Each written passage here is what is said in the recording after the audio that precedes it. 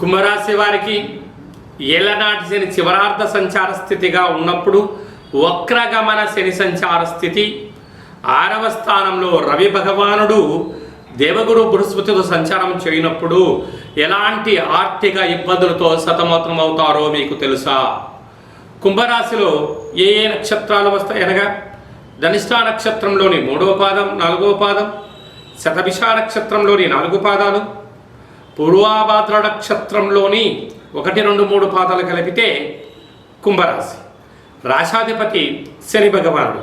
వీరికి రాశిలోనే రాహు సంచారము చేయడం, శని భగవానుడు వక్రగమనంలో సంచార స్థితి ఉన్నప్పుడు విశేషంగా ఏదైనా ఒక పని చేసేటప్పుడు సమయము సందర్భము ఆచితూచి నిర్ణయం తీసుకోవాలని చెప్పి గుర్తుపెట్టుకోవాలి.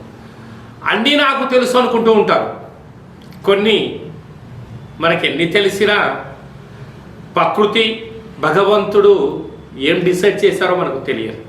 కనుక ఇలాంటి కాల సమయంలోనే ఓర్పు అవసరం, నేర్పు అవసరం, తల్లిదండ్రుల మాట గురువుల మాట చాలా అవసరం అని చెప్పి గుర్తుపెట్టుకోగలగాలి.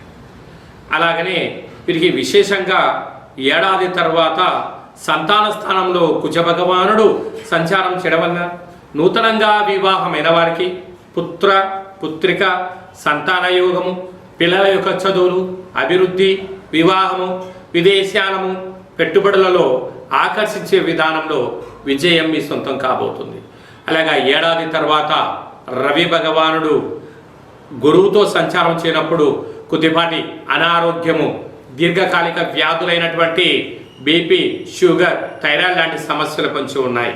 కనుక ఇలాంటి కాల సమయంలో వీలైనంత వరకు ఆధ్యాత్మిక చింతన, ఎర్రటి మిర్చీలను ఎండుమిర్చిలతో దిష్టి తీసి వేయించుకోవడం ఉత్తమోత్తంగా భావించగలగాలి. మీ వ్యక్తిగత జాతకం తెలుసుకోవాలనుకుంటున్నారా? అయితే మీ యొక్క పేరు, పుట్టినటువంటి తేదీ, నెల, సంవత్సరం, పుట్టిన సమయం రాసి వాట్సాప్ పంపించగలరు.